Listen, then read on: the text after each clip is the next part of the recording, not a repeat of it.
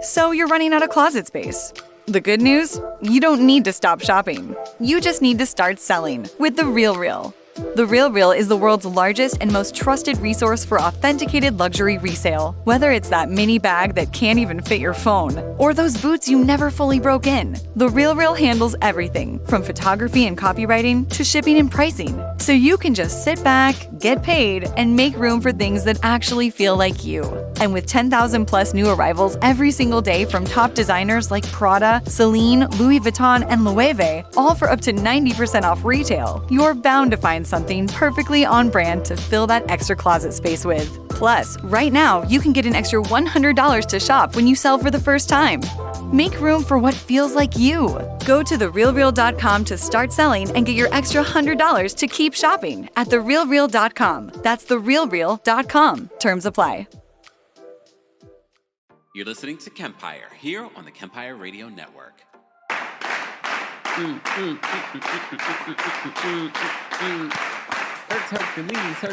Hercules. Mary Jane said, I'm watching from my room in Detroit.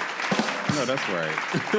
Philly's in the house. Pennsylvania's in the house. Houston's in the house. What's going on? Shout out to everyone watching on YouTube. Atlanta's in the building. What's going on? Happy Friday. Can y'all believe it's Friday? I feel like we were just doing our FRI-YAY live and we recapped Real Housewives of Rhode Island. So many of you keep hitting me up saying, are you going to recap Real Housewives of Rhode Island? We did. Last Friday and this past Tuesday. The first 2 episodes have been released. So if you missed it, go check it out. I even put timestamps. Okay. Shout out to everyone watching from around the country and around the world. And if you're part of the replay crew, be sure to let us know your thoughts and opinions on everything that we're going to talk about during our FRI-YAY Live. This is where we talk about a variety of hot topics, a variety of reality TV shows. I saw that Amanda Butula from Summer House has released another statement. And if you missed the video that I posted this week in regards to Summer House, be sure to check it out because I spill some tea because I haven't been watching and recapping Summer House. So I never really look for tea or get information. I just happen to get some information about what's going on over there. So if you missed that video this week, be sure to check it out and be sure to subscribe to the Kempire podcast. Can you guys hear me, see me? I'm assuming you can because you all are interacting because normally if you couldn't hear me or see me, you'd be like, no sound, no sound. It's okay. But we are here, we are queer, and it's almost summer. How you doing? All right, where do I even want to begin? We always start our Friday lives off with Flunky of the Week. The Flunky of the Week has to be the President of the United States. And I don't need to give you examples, okay? I don't need to give you examples. The example's already there. Let's continue to pray for Palestine. But more specifically this week, I've seen what Israel has done to Lebanon, innocent people. Let's pray for Lebanon and what's going on over there. Crazy to me what this world is coming to and what our tax-paying dollars are funding. But anyway. So the flunky of the week is the President of the United States. He decided to come against some of his fellow MAGA people. And MAGA people, Tucker Carlson, Megyn Kelly, Candace Owens, I know they've been coming out against him a little too late. A little too late. Am I supposed to be like, yay, Candace Owens finally seeing the light? No. She also wore with Kanye White Lives Matter t-shirt. I haven't forgotten about that. Oh, now because you disagree with him on one particular topic? Save it, please. All of it. Y'all can have all your infighting, okay? Ms. B. Wood says, pray for his removal. Every day. Every day. But anyway, I've digressed. So that's the flunky of the week, the President of the United States. All right? All right. All right, some good news. We'd love to start off one of these lives with some good news. Congratulations to Brandy, who I've interviewed multiple times. We even did a quick little book review on our TikTok and social medias talking about her book. I was just on Dr. Frida's YouTube channel yesterday. If you missed it, we had a great conversation along with some other experts, including Dr. Ebony, who is a psychologist. Be sure to check that out. We were talking about the FRI-YAY and the brandy of it all. But despite all of that, brandy landed on the number one of the, I can't even speak today, y'all, on the number one on the New York Times bestsellers list. Congratulations. Hardcover nonfiction album, or hopefully album next. Brandy's memoir, Phases, number one on the New York Times bestsellers list. She was number two on the combined print and ebook notification. So congratulations to Brandy. That's impressive. Look, at the end of the day, people make it to the bestsellers list, and sometimes it's like 1, 2, 5, 6, 7, 0. So, some people don't make it to the bestsellers list. So this is a huge feat. Her memoir is number one. Congratulations to Brandy. I think we all had a part because we've been talking about this damn book. We've been talking about this damn book for weeks now. So if you haven't checked it out, it's definitely a really great read. We're going to continue to talk about it. So stay tuned. Okay. Stay tuned. Thank you so much, the Dan Talk, for the super chat and for being a member. Dan Talk says, loved your political talk with Taria this week. And if you missed it, I was also on Taria Faizan's podcast on Tuesday. We do talk. If you want to hear more about some of my thoughts on what's going on in the world, we also talk some reality television as well. So be sure to check out that. I was busy this week. I was on everybody's channel twerking it. Look, twerking it. Thank you, Dan Talk, for reminding me. So be sure to check that out if you missed it. Okay, that's on What Else Is Going On podcast with Taria Faizan. You can hear that on YouTube. You can hear it on podcast platforms as well. All right, so congratulations to Brandy. All right. I'm trying to figure out where I want to go first. Where do I want to go first? You know what? We'll talk about Ladies of London first, and then we'll get into some of the other hot topics. I also want to pull up the taglines. The taglines for the Real Housewives of Atlanta have been released. So let me actually see if I can pull that up now so I can get back to it later. They usually give the actual written version, but I guess not today. Guess not today. All right. I'll pull that up in a second. Right. Moving on from there, let me get into Ladies of London. Are you guys still enjoying Ladies of London? I feel like this could have been an 8-episode season. We're on episode 7. I don't need it to be 10 episodes, just based off of what they're arguing about now. I enjoy Ladies of London. I definitely think that it was a great reboot. However, I feel like, okay, now we're dragging out this argument between Kimmy and Mark Francis. And look, I enjoy Mark Francis. I think Mark Francis is great for reality television, but I keep telling you, I'm suspicious about him and what he's portraying. I do believe he's portraying a character, but I enjoy that character on reality television. But there's something a little bit more sinister behind this man. I don't know what it is, but there is. His battle with Margot, I feel like I would much rather them get it in, and not get it in, but I'd much rather them actually go at it as opposed to this sort of nicety, like cat and mouse that they're playing. I'd much rather them go for it. But it's like this sort of, this little back and forth. They're talking to other people about each other. They have more sinister things to say about each other to other people than to their faces. You know what I mean? Rochelle says, Mark Francis can go. I am not feeling him. I feel that he's fake. I don't want him to go because I think he actually is interesting as a reality TV star. But there's definitely something very fakery about him. I don't know what it is. I feel like the longer you're on reality television, the more it will be exposed. Deborah says, Mark is getting on my nerves. He's just too over-the-top fake. Yeah, and it's so funny seeing Margot call him out for it. Who's the heart of the show for me for Ladies of London? Martha. Because I feel like Martha has lived a life. There's so much more to Martha. She also doesn't seem sinister. I like her character on this show. I want to see this through. I want to see her return to grace. And I want to learn more about her. This week, we're talking about how she used to ride horses and one particular horse that she hasn't been able to ride because she couldn't afford it, so she rents out the horse. Martha is my heart, and last week she was stuck between her friends, Kimmy and Margot. But exactly, Lakita says that Martha has a real story. It's a little sad. The story's a little sad, but it's real, and it feels authentic, and she seems like a lovely person. Kimmy, I can't say the same. Because if you guys notice, I told you Kimmy has Dorititis with the accents.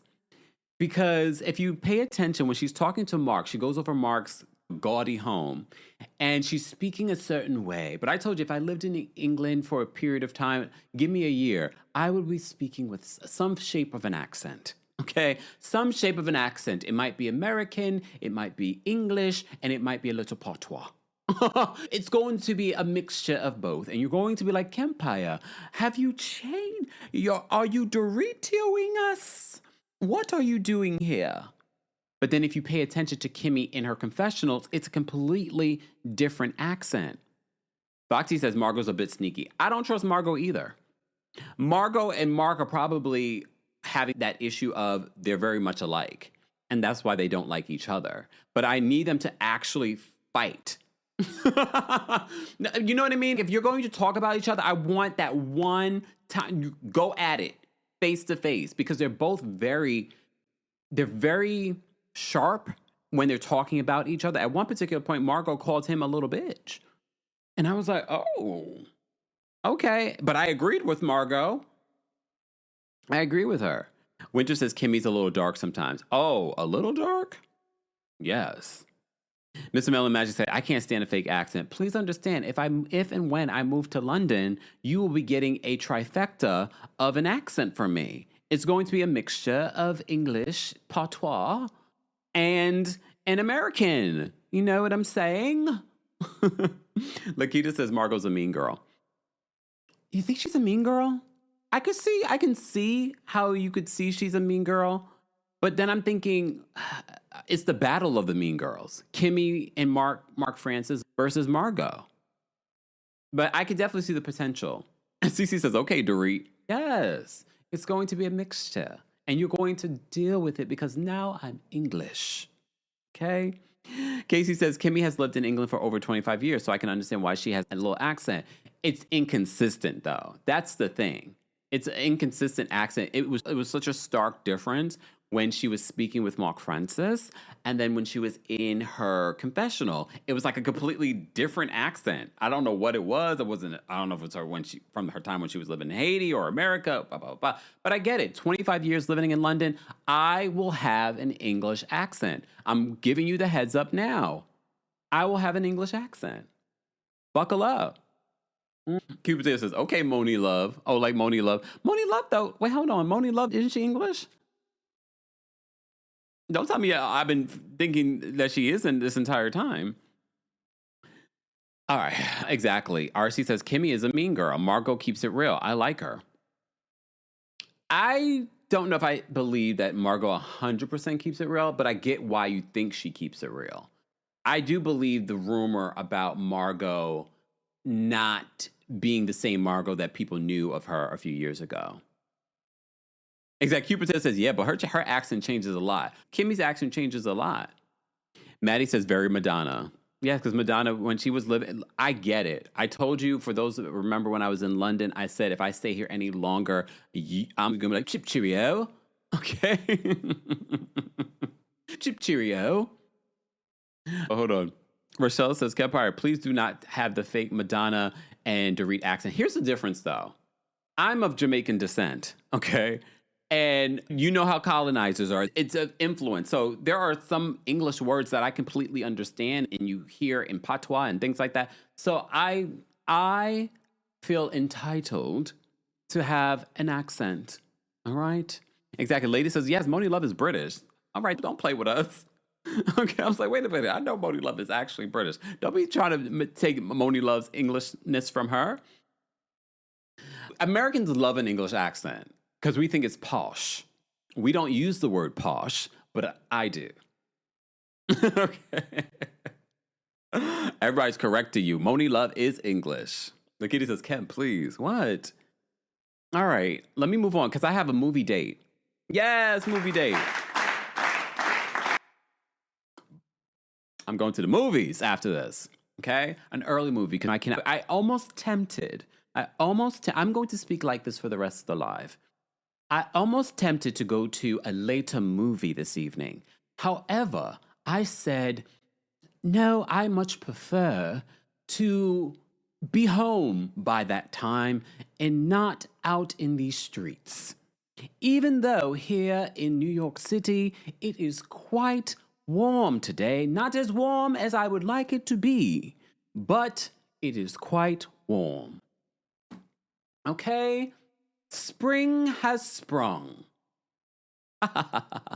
Chip cheerio. All right. Let me focus. Back to Ladies of London. Micah's brother, Butterface, sorry, great body. But when I finally got to see his face, when we saw him without the hat and stuff like that, I was like, oh, never mind. But the body?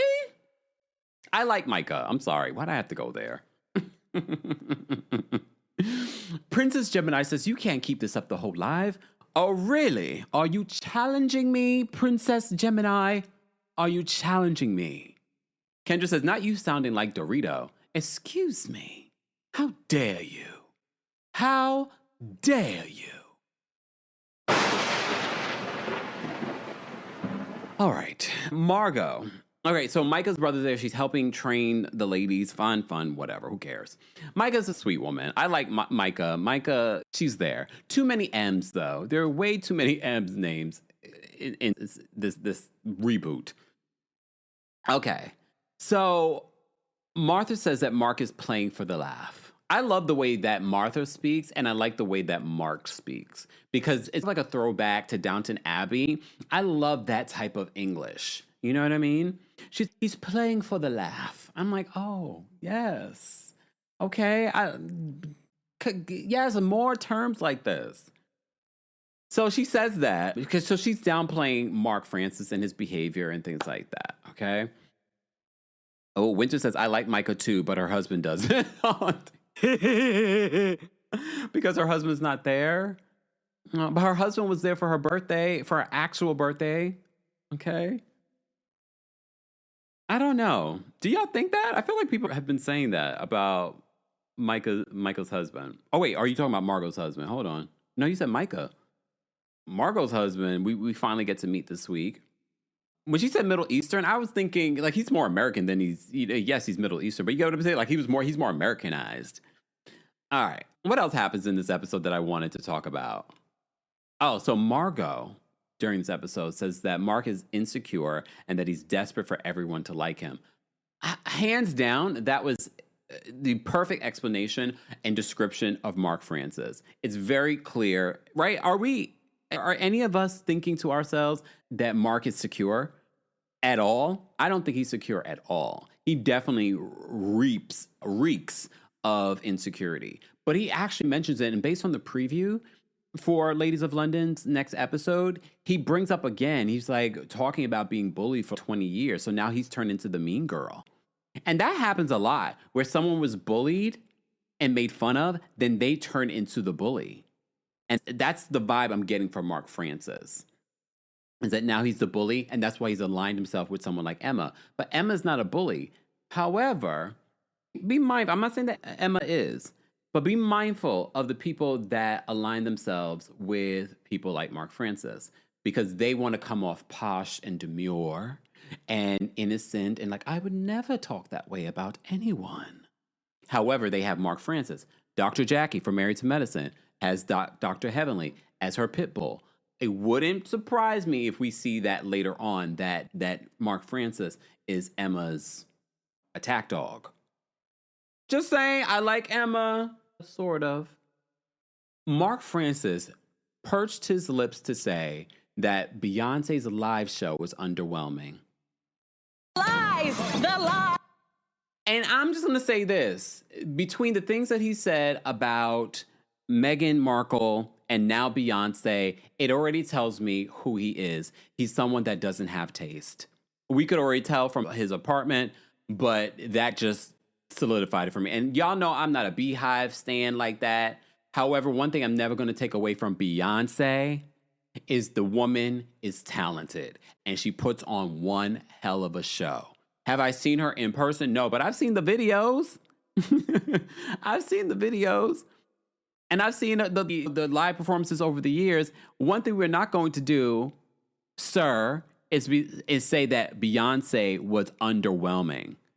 Sir, have several seats. Several seats. Shimmer says Mark sounds like a Swiftie. Now that's underwhelming. Amanda says that his apartment is gaudy. It's so gaudy. I don't mind it. It just wouldn't be my personal style. Janelle, are you telling us something? Janelle says, when I move to London, I'm going to sound crazy with my southern twang and my faux English accent. But hey, at least it'll be funny. I do say certain words with a New York accent, so my accent will be wild. Because you've been living here in New York and she's from Florida. Janelle, I'm here for it. And then you're going to be like, bonjour.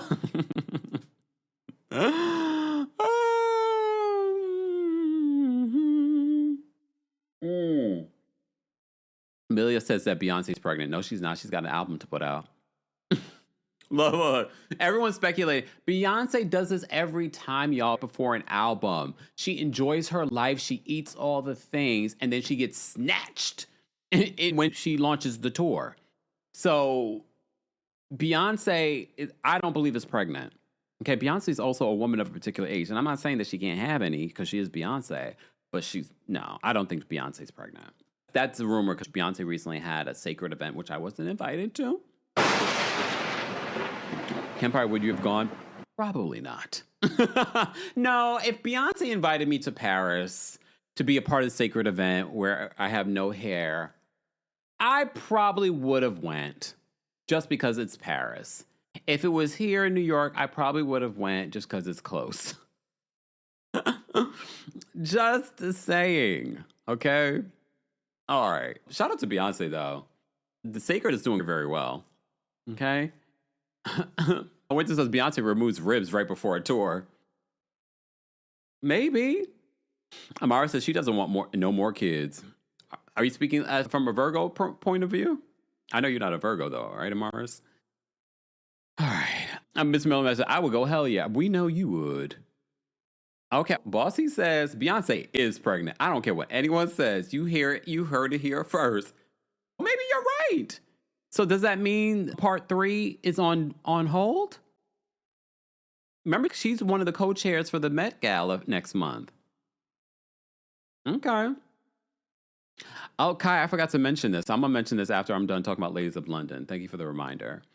Guys, if you're just joining us, this is our FRI-YAY Live. Don't forget to like the video. It's an easy, free way of supporting not just my channel, but other channels as well. You can also hear a cleaned up, edited version of our live recaps on the Kempire podcast. So if you don't want to hear the ums, ahs, has, blah, blah, blah, blah, be sure to subscribe to the Kempire podcast. But we also put special episodes, and I'm going to drop a special episode on the podcast between now and the weekend. So stay tuned for that. What's going on, Moira? All right, moving on. What else happened in this episode? The big fight on Ladies of London was between Margot and Mark Francis. And Mark Francis at Micah's birthday party, he was like, I'm not trying to have this conversation. This is someone's birthday. I don't know if he was being respectful of Micah's birthday, or is he just not equipped to be confronted? I don't know. Part of me feels like he's not equipped. Because Margot does have I don't think she's going to back down, but I do feel like these two need to just battle it out one time. But who knows? All right. Moving on from there. What else happened in this episode? Oh, so Mark's a people pleaser. So if people are not happy with him, he will stop being a little B word. That's what she said. She also said that he's a liar and a psychopath. I can see the little psychopath element to Mark Francis. I keep telling you, there's something about Mark Francis. Yes, he's able to present a certain way on television, but I do feel like there's something a little bit more sinister behind the scenes. Like I don't feel like we're getting the real Mark Francis, but I can appreciate the reality TV version of him, but that will get tired after a while.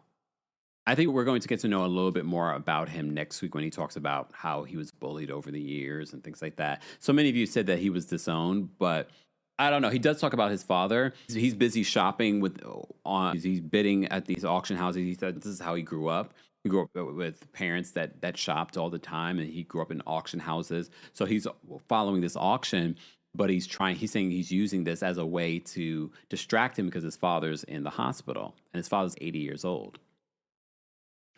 There's more to Mark Francis, but we're watching an edited show. We're watching a reality show. This is the first season. You can only get so much from each character. I do feel like they need to keep these seasons short. Like next season, we don't need 16, 17 episodes. This season, I think we're going to get 10 episodes. I don't think they needed 10 episodes, to be honest. My favorite part of Ladies of London this week was seeing Martha on the horse. First of all, they were playing polo. None of them could play polo. It was funny to watch. However, Martha, she talked about having horses over the years, and she has a horse right now, Daphne, that she can't ride and she hasn't gone to see because she can't afford it. She's renting out the horse. But she loved being on the horse, even though she's not used to playing polo. But she loved it. For a moment there, she goes and she just rides the horse, and she just seemed so happy. And her friend Kimmy and everyone's watching her. You look so beautiful on the horse. You seem so happy on the horse. And she said she felt so free. I can imagine I've never rode a horse before, but I can imagine that feeling free, just like the galloping of a horse. And you're just like, so for her, that was such a moment for her. And she felt so grateful to Micah for having this event. Martha is the heart of the show. She's my favorite. I enjoy Kimmy. I enjoy Mark Francis. Who else do I enjoy on the show? That's about it. Like when it comes to the entertainment value, those are the two that I enjoy the most. Everyone else, they're okay. But again, we don't need everyone else to be over the top. Okay. Thank you, guys. Guys, we're almost at 300 likes. If you're just joining us, this is our FRI-YAY Live. We were just talking about Ladies of London. I'm going to move on because I have plenty of other things to talk about. But I wanted to go back to some of the hot topics. I saw that Usher and Chris Brown have announced the R&B tour. I heard rumors about this tour happening, and now, earlier today, they confirmed via a video, a really cool video, of Usher and Chris Brown announcing this R&B tour. The R is for Raymond, Usher's last name. The B is for Brown, Chris Brown's last name. And they just announced their joint tour. So thank you, Kai, for reminding me. Are you guys going? Is it going to be like a stadium tour? Because between both of them, and honestly, it should be a stadium tour because Chris Brown just did a stadium tour. So I just can't see anything less. Okay, y'all said I'm good. Some of y'all are saying no, but I saw a lot of other people saying that they're going. I won't be going. I'm just saying. If I'm not going to Beyonce, y'all think I'm going? Come on. If I had to choose between the two tours, I would be going to Beyonce. And if I haven't gone to Beyonce, then you know I'm not going to this. Okay. There's a lot of people in the chat saying no. I'm actually surprised. We got one yes. Mikey said, I'm going. All right. A lot of. Vicky says, I'm gonna. I don't think that they will be hurting for ticket sales, though, to be honest with you. Okay. Coco says, I only had B money. Because that's the thing, y'all. No, I think you'll have time because if Beyonce launches a new project in May, the tour's not going to happen this summer. The tour's going to happen next summer. That's how it works with the rollout for her. So we shall see. The Dan Talk says, I don't like women attackers. I'm telling you, that didn't stop his stadium tour. Yeah, I'm just here to bring y'all the news, okay? Okay. Singer DST says, no tours for me this year. Why is that? Are we on a budget this year? I have no plans to go see anyone this year. It depends. If Beyonce announces an arena tour, I'm there. I am there. Beyonce announces an arena tour. No, I will go see Brandy if she comes to Vegas. I will go see Brandy in Vegas. That's it. Okay. Tiffany says, depending on the price. Depending on the price. All right. Was there anything else that I wanted to mention before we move on? I wrote quite a few notes in regards to the Ladies of London, but it's okay. I feel like I took the notes just in case I wanted to talk about those things, but there wasn't a lot to see. Reese says, I'm seeing Jay-Z. Speaking of women attackers, I'm just saying, this whole video. There's a whole video. All right, let's move on. But before we move on, today's brought to you by our friends over at Baskin Lather. I am always so excited when I can collaborate with a brand, first of all, that's Black owned, but also something that I know you all can benefit from and will love. That's why today's live is brought to you by our friends over at Baskin Lather. So let me tell you a little bit about Baskin Lather and how it even all began. As I mentioned to you before, it's a Black-owned business. When a dermatologist misdiagnosed CEO Shayna's younger sister and said her hair may never grow back, the family took things into their own hands, very much like Black people always do. Today, her hair is down to her hips. Shayna and her mother researched and formulated their own scalp and hair oil to stimulate growth and retain length. And I know what you're probably thinking. Kempire, what do you know about hair?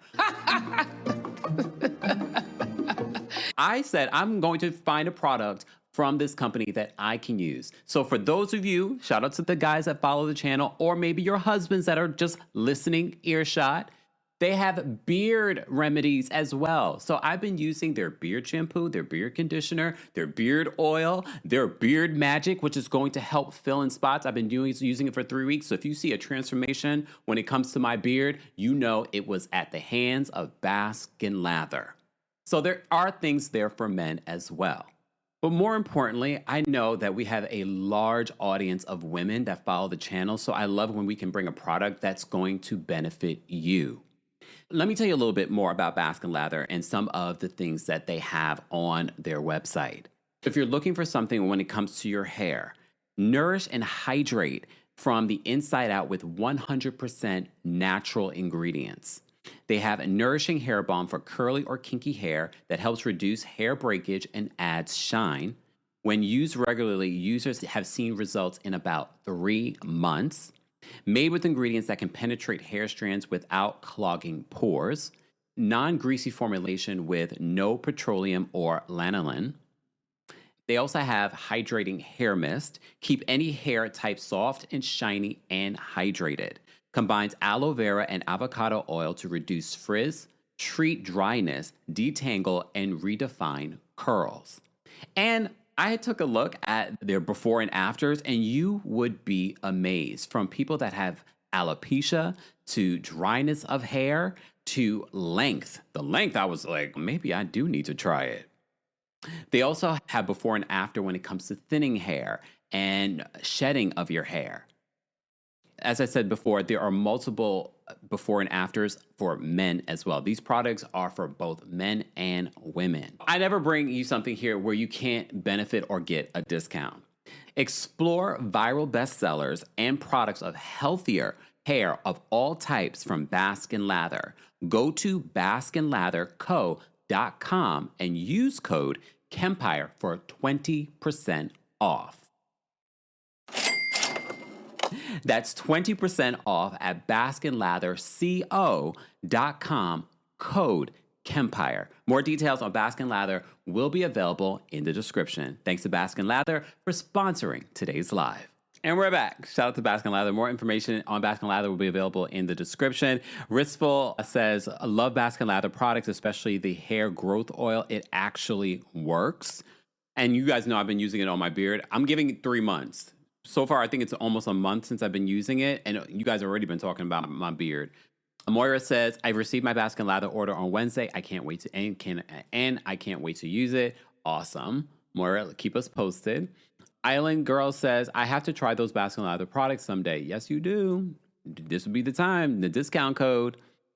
Crystal says, Kempire said, what is a beard if not hair? Exactly. Talia says, I'm using it now for my scalp. I'm using it now for my scalp, the stimulator, hoping for the back length. I love it. Keep us posted, Talia. Keep us posted. We want to hear about your experience. Marva, what's going on? Marva's watching on Facebook. Bree says the beard is bearding. Thank you. I didn't even put on the balm that gives it a nice little shine to it. I'll do that later before I go to the movies. All right. Oh, I know. T Goody says my edges are growing back. You think I can? You think if I put some on my edges? Miranda says, I use the edge growth holds without flaking. I love that. I love that our community has already been utilizing Baskin Lather. Again, more information on Baskin Lather, including a discount, especially for those of you that already use the products and maybe you want to re-up. This will be the time. Use our discount code. All right, let's get back to this. Okay, Risa says, yes, Kempire, give it 3 months and you will for sure see a difference. And you guys will see it too, because I'm always here. So you'll definitely see a difference. Right now, just take a look. I've been using it. There's a little spots that I'm working on with the beard magic, but stay tuned. You know what? Goodbye, Mr. Melon Magic. I'm going to put you on a timeout. Trini says, I have PCOS. I'll check it out. Definitely check it out. All right. let's get to Summer House because we had some breaking news when it comes to Summer House. So there's a couple of things that I wanted to talk about when it comes to Summer House. And we will continue this conversation. I've been watching it. We talked about it on Tuesday Takeover. I'm going to continue watching. I watched this week's episode as well. So that's why I said I will talk about it during the FRI-YAY Live. I have a couple of thoughts in regards to Summer House. First of all, Mia, gorgeous. Mia, this week we learned a little bit more about her. She's one of the newbies, one of the black newbies on this show. We learned that she lost her father at 22 to cancer. She lost her mother recently as well. And she said her mother was her best friend. So I already have a soft spot in my heart for Mia. But she has an issue with her boyfriend being out of town all the time. And she gave him a contract, like you have to be in town a certain amount of, you can't be out of town for too long. And then the man came into town for Lindsay's housewarming party. And I said, he might be a very nice guy. And look, at the end of the day, looks should not be the only factor.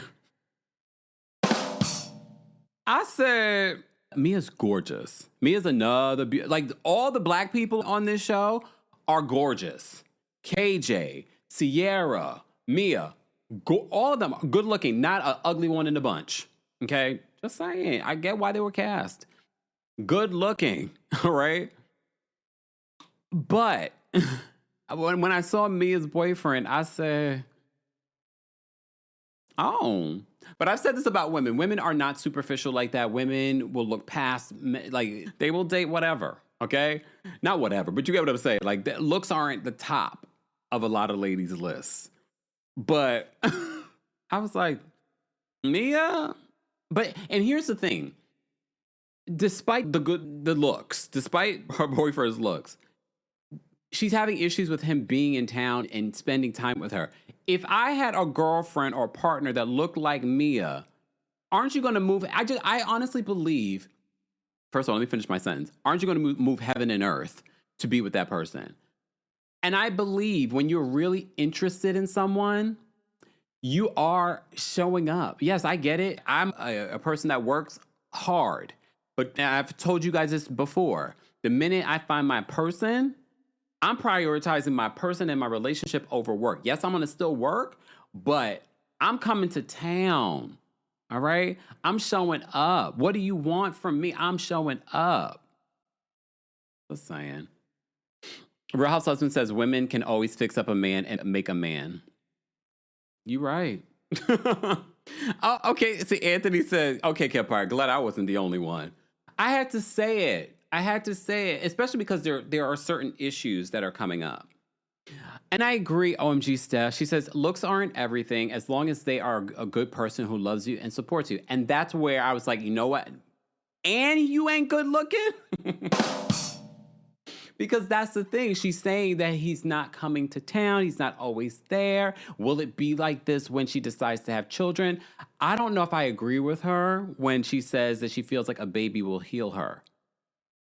And I get it because she says she doesn't feel tethered to this world anymore now that she lost her mom. I've heard so many people that have lost a parent say the same thing. But I don't think this is the one, y'all. Because he's not showing up already. You can't have a baby with a man that's not showing up for you. Talia says Mia's boyfriend was hard to look at. Damn, not hard to look at. Come on. Hopefully his personality is better. But we got to meet him during this, and I'm not saying he needs to have this big personality. I didn't get much from what we saw in the episode. But again, we're watching an edited show. I'm my own stylist says he might be loaded, but is that enough? Is that enough? I don't know. And Mia is a beautiful woman. Beautiful, smart. She has her own money. I don't know. Mia, girl. I'll be your wingman. I'm in New York too, girl. You can find you a man in New York. But maybe she puts her foot down. Okay. Maybe. All right. Foxy says she deserves better. Teresa, he's no eye candy. But I'm okay with him not being eye candy if there weren't some other issues about time. You know what I mean? Ashley says, or good in bed. We didn't ask her that. That'll be my next question. That's girl talk. Mia, when we go out and we having girl, I'm like, is he good in bed? Okay, so you are demonetized. You're demonetized. That's what it is. In the pockets or pants? You all right? Oh my gosh. Damn. Some of you guys are a lot in the chat. And it says, I finally called it live. Will still be a part of the replay crew, but yay. Hey, Amina. Okay. Let me move on from there. So I just had to say that. Can we talk about Dara? I already told you my red flags are going up when it comes to Dara. I'm also a little protective of KJ. I like KJ a lot. KJ and Dara, they're going full steam ahead already. I don't think they're in a relationship, but he got in his feelings hearing her that she might have been in Ben's room for an hour. He was already in his feelings about that. And they were just talking. It's only been like a couple of weeks. So I don't think he has a right to be in his feelings. But the fact that she's downplaying it and making it seem like, oh, no, they weren't like flirting. Just own it. You were flirting. It was filmed. Own it. Dara reminds me of Amir's girlfriend. And it's not just because they look like each other. It's the way that she's maneuvering this. Exactly. Fox says Dara is sneaky. I don't know about Dara, y'all, especially when it comes to our boy KJ. We got to protect KJ because I feel like KJ is genuine. I don't think he's an F boy. I don't think he's a Y. No, he was given YN at that party, his whole get up, but he's not a YN. He's not a YN. So I'm a little protective of KJ, even though I know I just started watching, but he just got on the show. I'm protective of KJ. All right. Oh, damn. Shimmer says apparently they are going strong and have said I love you to each other now. I don't know about Dara, y'all. I don't know about her. There's something about her. It's giving Amir from Summer House Martha's Vineyard's girlfriend. Something about it. So she confronted Bailey about telling the people about her spending time in Ben's room. Ben's a little fishy too. Ben is a little F-boy himself. And I can see why he was flirting with Dara. He has a type. Bailey, you're not his type. He doesn't like blonde. He likes a brunette with a little melanin. Yeah, and you see how close he gets with Sierra. I wouldn't be surprised if he didn't have this thing with Sierra, with the other girl. He probably would have went for Sierra at some particular point. Yeah, he liked a girl with a little melanin. But also he liked Amanda? I don't know. How did Amanda forget Kyle's birthday? This is typical unhealed Leo behavior. It'd be different if her birthday was months ago. They're both Leos. So this is their season, but this is typical unhealed Leo behavior. You know what I mean? How did you forget your husband's birthday? Look, Kyle is trash. Kyle has not been a great husband. I don't think she's a great wife either. And especially with what we're knowing now. Sidebar, speaking of Amanda. So Amanda took to social media, and I told you, if you missed the video that I did, that behind the scenes, Bravo is telling people not to say anything. I heard that Sierra was told not to say anything on social media about Amanda because they're worried about her mental health. So Amanda has broke her silence on Instagram story. I saw when she posted it. I don't follow her, but immediately I was like, oh. So she posted this cute photo of her dog because people want to throw up their dog so we can feel sorry for her. All right. So Amanda says this in her Instagram post. Because she knows how people are going to react to anything that she does right now. She says, hi, guys. I'll keep this short and sweet. And then 3 paragraphs later. I've obviously been MIA, but I wanted to come back on and say that I'm truly sorry to everyone I've disappointed and hurt, especially those I know personally who I've reached out to individually. Sierra, why can't you say her name? You're a terrible person. I'm sorry. What? Why can't you say her name? I don't get that. She's just, I'm truly sorry to everyone I've disappointed and hurt, especially those I know personally who I've reached out to individually. For the sake of my mental health. See, this is the thing. And then y'all know I'm an advocate for mental health, going to therapy, all of that. Get you a therapist, period. I don't like when I feel like people are weaponizing it. And I don't think people should be bullying her. I don't think people should be threatening her life on social media or anything like that, or in her comment section. I'm not saying that. What I'm saying is this whole, my mental health. For the sake of my mental health, I'm going to try and start living life with some sense of normalcy. Okay. She says, if you see me out or posting online, please know that this still weighs very heavily on me. She probably has a brand deal coming up. So this is the damage control beforehand. I'm not ignoring what's happened or what's unfolded. I'll be at the reunion and we'll be addressing any and all questions honestly and directly there. Girl. Look, based off my cliff notes of you guys updating me on what's been happening over the years, that she's been dealing with Kyle and his terrible behavior and cheating on her for years, and then she even married the man. For years, he's been doing this since season 1. Did she play the long game? Because everyone has said that she's been boring. The only reason why she's still on the show is because of Kyle. Did she play the long game? Is that the reason why she stayed in this relationship, so that she could stay on reality television, so she could make a buck? So that she could be famous? Is that the reason? Because the minute she leaves Kyle, or is that why she decided to get with Wes? Because this is their end-all, be-all. What exactly is Amanda going to do? Kyle already says she's lazy. That's really upsetting to me, so I'd appreciate it if you didn't say that. And he meant that. Kyle meant that. Like, he meant that.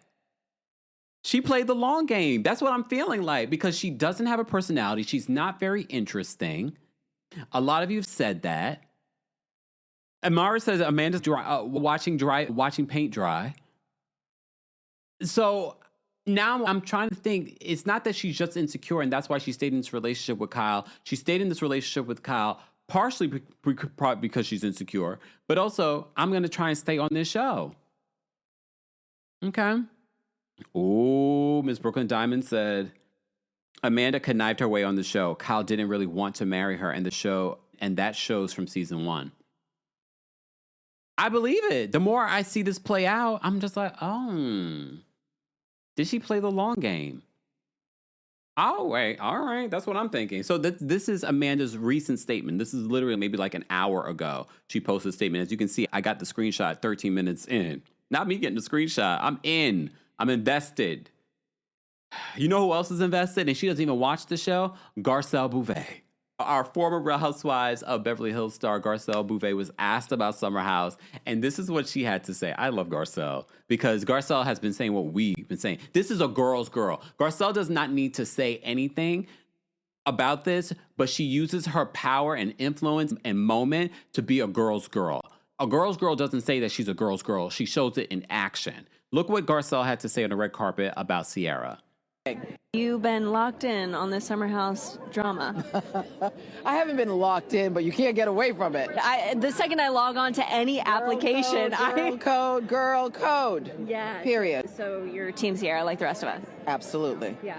Are you guys friendly at all? No, I don't know her. I haven't watched the show, but just being a girl and having girl code, yeah. It can almost inspire you to watch the show, maybe. Beautiful. She's going to be just fine. I know. I just want her to get the same treatment as... I literally said if she doesn't have a star... Did y'all see her face? Did y'all see her face? That is the black mama face. Like, all the black people understood that face. I don't know if this young lady that's interviewing her from E! understood the face, but we girls will say, girl code. She's just, I hope that Ciara gets the same treatment. Look, same treatment as Ariana. And look, the Bravo universe, I always tell you, it's a toxic place, and it's a little MAGA. And I don't mean that literally, like they're Trump support, and I'm not saying that. Some of them are. It has that essence. It has some of those fundamentals, read between the lines, in the Bravo universe. And everyone's saying, oh, why are you guys comparing it to Ariana? They were in a relationship for a very long time, blah, blah, blah, blah, blah, blah, blah. We're talking about betrayal. We know it's not the exact same thing. We're talking about the betrayal here, the breakdown of a friendship here. This is what we're talking about. And yes, Ciara deserves it all.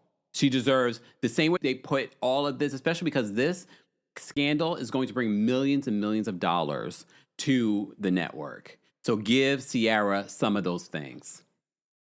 I heard from very reliable sources, Ciara is weighing a lot of different options, including shows.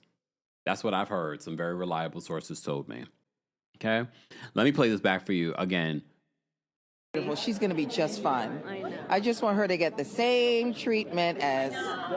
I literally said, if she doesn't have a starring role on Broadway, she's not hosting a show. She better host the next Better Love have the Game. same thing. Yeah, shout out to CC Loves You on Instagram. Be sure to follow her. She got us that clip. I agree with Garcelle. She better get the same treatment, the same opportunities. I'm not worried about Ciara. Ciara is smart. Ciara is very smart, and that was exhibited in this week's episode when she was talking with her mom and how she brought her family out. Even when I talked about how smart she was on X, the Bravo universe were trying to be like, oh, she did that sneakily. She didn't contact her father and that. She hasn't spoken to her father in 4 years. She wanted to buy this family home. She was smart about it. She got a real estate agent. She got an attorney to create a LLC and a trust. And then she had the real estate agent go to court to do the whole bidding. They rejected her first offer. She's smart.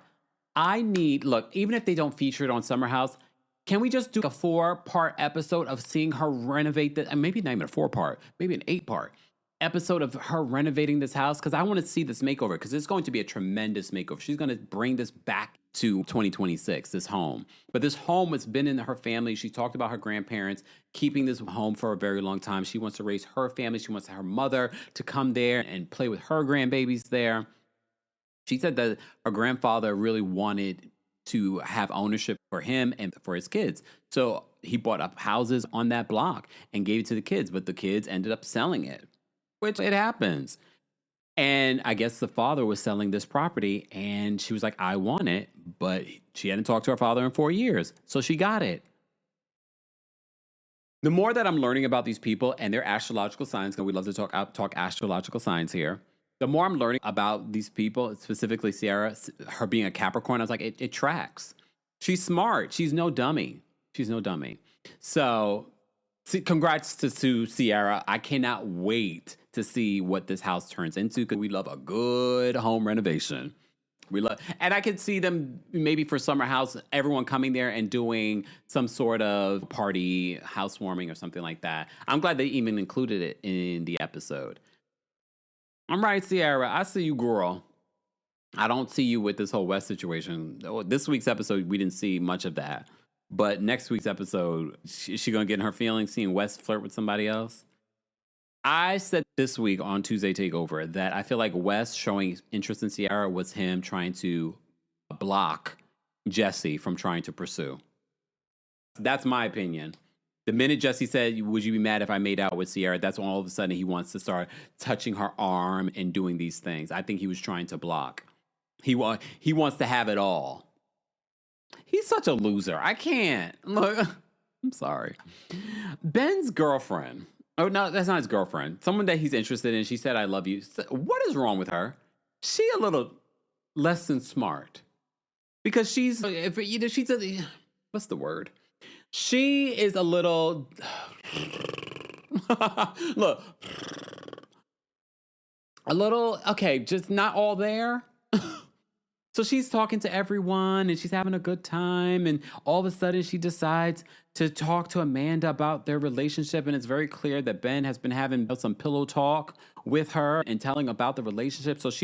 But it's one thing to have, that's why I say she's less than smart. It's one thing to have pillow talk with your partner about people in your friend group, but this is your first time meeting Amanda and you're talking about her marriage? Are you kidding me? What is wrong with you?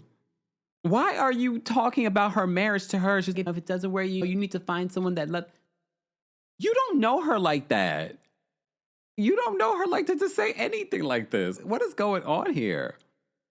Oh, the girls club said Ben's girlfriend was giving fan. Are they together? I don't know. So Amanda says that, so apparently Ben has been talking about our relationship to this woman, like journaling and talking about our relationship. Based on the preview, it seems as if Ben was trying to sleep with Amanda when they were in Italy and she played it up just because everyone likes attention. Did y'all see that clip? I'm like, oh gosh. I already knew when they were all in the skinny dipping together. I was like, okay. And that's why some people downplay what's happening between Wes, Amanda, and Ciara, because they're all so flirtatious with each other in this house. Yeah, but Amanda's married. There's a difference here. Amanda is married. But okay. All right. What else did I want to talk about from this week's episode of Summer House? Guys, you're just joining us. We are talking about some of the updates. Yeah, we've been following, and I'm going to follow until the reunion. We'll be including it every time we go live, so stay tuned. There's always so much more coming out.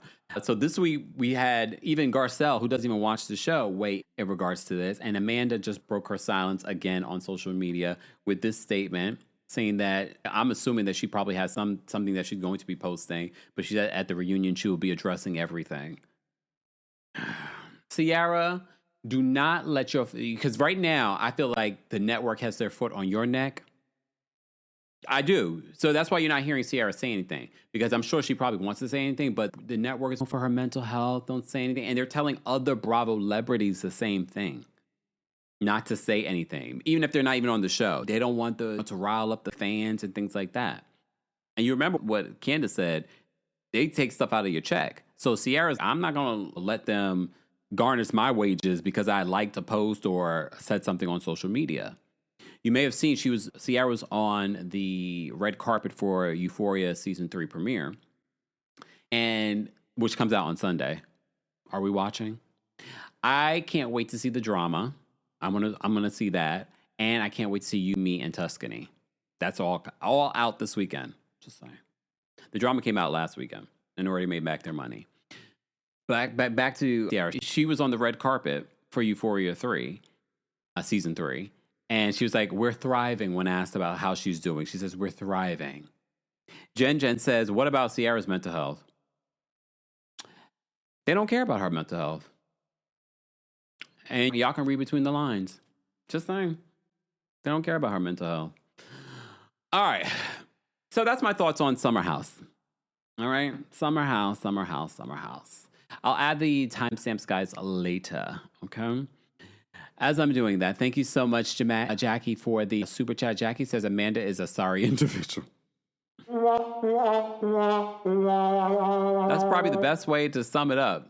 Amanda is a sorry individual. Talia says, yeah, it was weird Wes walking into the bathroom on Amanda with such ease. Because the rumor is that this affair started before they started filming this season. Like June. You know what I mean? I agree. Millie says, you need to be getting a check from all these streaming platforms, Kemp. Well, guess what? One of them will be writing a check soon. Stay tuned, y'all. Stay tuned.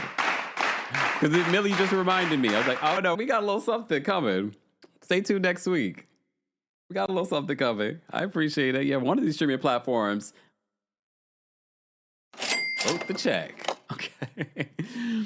OMG, Steph, I did see that. I wasn't going to cover it because I only want to cover like we actually have a finalization at this particular point. OMG Steph says, Kempire, did you see Andy Cohen filed a motion to dismiss Leah's lawsuit and reference Nene's claims against him? In regards to him being a cokehead? Yeah, I saw that. All right, moving on. Where do I want to go next? Let's talk about Real Housewives of Atlanta. Real Housewives of Atlanta's taglines came out this afternoon. So I want to get into that. But first, let me talk about what Phaedra said about K. Michelle. Us Weekly wrote this in regards to an interview that they did with Phaedra. They're all in the promo trail. Sidebar, did you guys see the ratings for Real Housewives of Atlanta's premiere episode? It was like 600 and something thousand. A lot of people are saying, ooh, it's low. It is low. I will say that this, though, when you look at Beverly Hills ratings and what they've been averaging, it's somewhere a little like 700 and something thousand. And even their first episode was pretty low, too. It was also Easter Sunday. Look, I told you that'd be a good excuse. So it was pretty low. This is what Us Weekly is reporting in regards to their interview with Phaedra and what she had to say about K. Michelle. They say K. Michelle is absolutely hilarious. After we've seen all of these singers, everyone wants to sing. Now we got one that's really a highly acclaimed singer with Grammys and real credits and really awesome talent. She definitely clears the room with her wonderful voice and all of her accomplishments. So everyone has been reacting. What do you mean K. Michelle is the only acclaimed singer on RHOA? Look, maybe she meant this season. Because everyone was like, wait a minute. Candy has a Grammy. K. Michelle doesn't have a Grammy, y'all. She does not have a Grammy. And y'all know I love me some K. Michelle as a musician, but she doesn't have a Grammy. So Phaedra just says anything without the facts. And that's an attorney. Can you imagine? No, you're a whole attorney. Get your facts straight. We have a highly acclaimed singer with Grammys. Not Grammy, Grammys. No, she doesn't. She didn't even have one. But who has a Grammy and multiple nominations? Candy. So people immediately were coming to Candy's defense. What does she mean? What does she mean? They haven't had a highly acclaimed singer.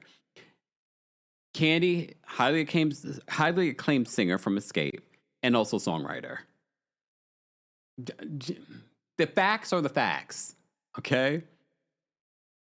All right. And then it's so funny because I commented on this on one of the blogs, and someone added me and said, Candy has a Grammy for writing, not singing. So I replied back to them. I was like, you do know that K. Michelle doesn't even have a Grammy. And this is not to pit K. Michelle or Candy against each other. It's just, no. All right. This is true. This is true. Singer DST said there are a lot of talented singers without a Grammy. Like Mariah Carey should have more Grammys. She has a couple, but she should definitely have a lot more than she has. And she talked about that recently. Was it last year she talked about that? So anyway, who cares? I just wanted to mention it since we're talking about Real Housewives of Atlanta. So Phaedra had that to say about K. Michelle. So she really likes K. Michelle this season. And she says that she's absolutely hilarious. She said, after we've seen all these singers, everyone wants to sing. Now we've got one that's a really highly acclaimed singer with Grammys and real credits and really awesome talent. Okay. Thank you, Tracy. Tracy says, Kempire, you don't know how happy I am you're covering Summer House. This is my persona crossover. A lot of people have told me this. I can't promise you guys I'll be recapping season 11. Sorry. We'll see. We'll see. Okay. Okay, look, the Mellow React says, I honestly don't think Phaedra is worried about Candy laughing out loud. She just says the first thing that comes to her head, which is also surprising to me as an attorney. Usually attorneys, good ones, are more measured with things that they say.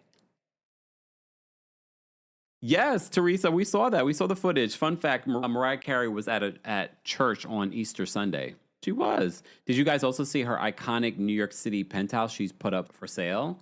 For $27 million. Yep. Ricky says, does Faye have a storyline? We'll have to wait and see. She probably doesn't. All right. She probably doesn't. All right. Let me move on. Let's get to these taglines. So the taglines for season 17 of The Real Housewives of Atlanta have been revealed. I will play the audio at one particular point because for me, the audio will change how you feel about it, but we'll first read them. Okay. And you guys will let me know in the chat from 1 to 10 how you would rate them. And if you're watching the replay of this, be sure to let us know how you would rate the taglines for Real Housewives of Atlanta. So the first tagline is from Angela Oakley. She says, in a field full of players, I always run it back. Okay, I like this one. This is not bad. In a field full of players, I always run it back. And I felt like after her tagline I loved her tagline from last season, but I felt like I had to say it a few times before I got into it. So she said, in a field full of players, I always run it back. How would you guys rate this from 1 to 10? I'm going to give this an 8. I think this was good. In a field full of players, I always run it back. Okay. All right. I'm going to give that an 8. Portia says, I've lived many lives and all of them have been fabulous. I like this one. This is not bad. Sidebar, guys. I don't really check the comments that often, but one of the videos that I did, someone said, I forgot what they said exactly because it was like a long dissertation. Okay. However, someone said that I was a big Portia stan. What? Lies! The lie! They said I was a big Portia stan. Wait, who or where? Who or where? When was I a big Portia stan? Ever. Okay. Back to Portia and her tagline. How would you guys rate her tagline? I've lived many lives and all of them have been fabulous. I like this one. Cynthia says 0 for Portia. Damn. K-Baby gave it a 5. Not a -5. Wow. I thought this was good. I've lived many lives and all of them have been fabulous. It really is true. And it already tells you what kind of season she's going to have. I'm going to give this a 8.5. I'm going to give it 8.5. K. Michelle's tagline. I don't need any background singers. It's always my show. She says, I don't need any background singers. It's always my show. And when you think about what's already playing out with her beef with Drew, I feel like it's a play on that. I don't need any background singers. It's always my show. And the fact that this is already seemingly like her show, like her coming onto this show, everyone's talking about her. And you guys may have seen the Jason Lee interview that she did. There's so much that's coming out from it. We did a couple of videos already talking about some of the things that's coming out from it. I like this. She said, I don't need any background singers. It's always my show. I'm going to give this a 9. I think this is strong. All right. Shamia says, I've been loyal to a fault, and now it's time to have my own back. No. I do see people are having fun with her confessional where she was miming her argument with Portia. So people are having fun with that, and people are saying it's iconic. Okay. Y'all, please understand, I'm always going to give Shamia credit when credit is due. I thought it was funny. It did go on a little longer than it should have. All right? Okay. Shamia, I've been loyal to a fault, and now it's time to have my own back. How would you rate that? I don't like it. If it started off strong, I've been loyal to a fault, we can agree. And now it's time to have my own back. Honestly, if she shows behavior where she really is having her own back this season, then I'll be like, okay, you know what? You lived up to your tagline. But right now, I'm giving you a 5. All right, let's see what Drew has. And mind you, I have not read these taglines. I'm giving you my fresh thoughts right now. And maybe later I'll change my mind. Drew says, if you cast me in your drama, I only accept leading roles. Oh, I kind of like this. If you cast me in your drama, I only accept leading roles. That's Drew Sidora's tagline. I'm going to give this a 9 too. I think this is good. If you cast me in your drama, I only accept leading roles. It also makes me wonder, what were the other taglines that were being considered? Because remember, they don't choose them. They can give to production ones that they would possibly want. However, they don't get to choose them. So they probably find out the same time as you and I find out. I'm going to give this a 9. I like it. Let's see Pinky's. Pinky says, while you're busy beefing, I stay vegan. Remember, her whole business is vegan. While you're busy beefing, I stay vegan. And I get it. It makes sense. I'm going to give it a 6. But I don't love it. While you're busy beefing, I stay vegan. All right. Kelly says, I'm short, seasoned, and always a full course meal. Not bad. I don't hate it. I'm short, seasoned, and always a full course meal. It's playing off of her being short, meaning that she's older, meaning the season, but she also owns a business that's in the restaurant business. And that she says, and I'm always a full course meal. This is not bad. I'm going to give this an 8. I don't think this is bad because it actually makes sense. How would you guys rate it? That was Kelly's tagline. Last and definitely least, Phaedra. Phaedra says, in a world of legends, they call me the Godfather. Huh? In a world of legends, they call me the Godfather. Okay. No, okay, now it's making. Now I have to. Sometimes you got to read these over and over again. In a world of legends, they call me the Godfather. I hate the fact that they even gave her this title because she's gonna run with it. I'm just going to run with it. How would you guys rate Phaedra's tagline? In a world of legends, they call me the Godfather. The more I say it, the more I like it, to be honest. In a world of legends, they call me the Godfather. I'm going to give this an 8.5. I would have given it a 9 if I didn't have to keep saying it to convince myself. Hold on. What is... Ooh, hold on. I didn't see this. Let me go to TMZ. Let me go to TMZ. Not primary custody. Hold on. Let me see. Ooh, child. Not Drew Sidora ordered to vacate a Georgia mansion. We got breaking news, y'all. And we were just talking about Real Housewives of Atlanta. So those are the taglines. Be sure to let us know how you guys are rated. Drew Sidora. Hold on, wait a minute. According to TMZ, Real Housewives of Atlanta star Drew Sidora was ordered to vacate the Georgia home she shares with estranged husband Ralph Pittman, TMZ has learned. According to court docs obtained by TMZ, Drew must be out of the home by May 31st. The judge said due to the current financial circumstances of the parties. Until Drew leaves the home, they will continue splitting the expenses. Drew and Ralph will share joint legal custody of their kids. Ralph, who currently lives in the basement of the home, is allowed to go upstairs in the home to prepare the kids for school. Ralph was awarded primary physical custody of the kids during the school year, and Drew will have parenting time on alternating weekends starting in August. Excuse me? He was awarded, I guess maybe because he's going to be in the home and she has to move out? How does that happen?